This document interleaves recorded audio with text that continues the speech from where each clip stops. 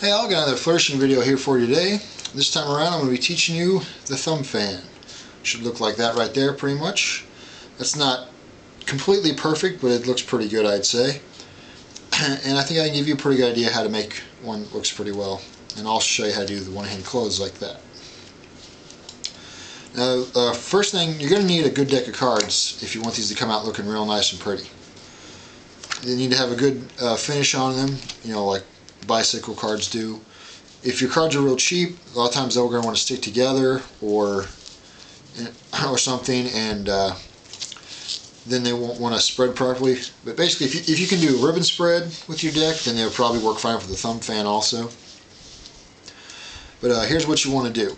First thing, you need to have the proper grip on the deck before you start. And it needs to be,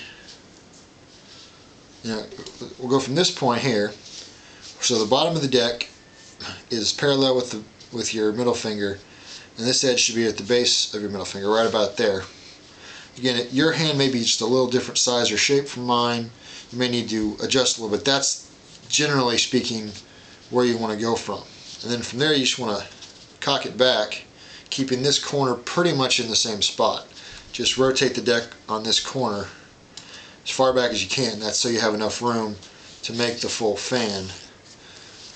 Because if you just do it from here, you're not. That's about as much spread as you can get on the cards. It doesn't look like a lot. But you will cock it back to here, and then what you want to do is just take your thumb of your right hand, or if you're left-handed, you'll reverse these probably, and just put it right on that corner there. And you want to apply just a little pressure, not a lot.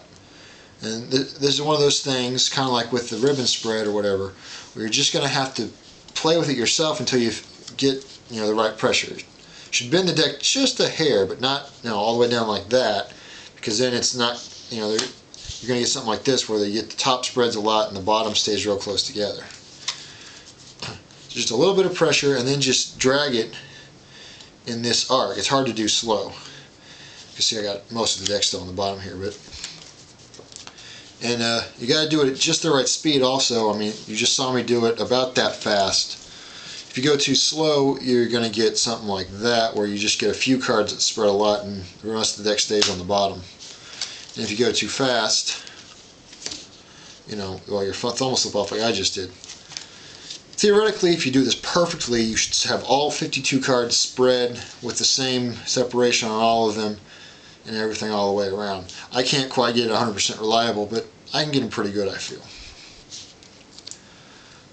And then to close it with one hand, underneath here, and it's a little hard to do upside down here, but basically all you do is just squeeze with, you know, your fingers together so you have good friction on these cards, and then just with all four fingers working together, kind of pull everything shut. Again, it's hard to do upside down like that because gravity's working against me. But, you know, that's basically it. And if you're doing it really well, and I'm not doing it perfect, I admit, it should look like it pretty much just snaps shut. But you should only use the one hand, just pull it shut. I can't quite get it all the way around on mine, I know. I kind of have to do a little kick at the end there.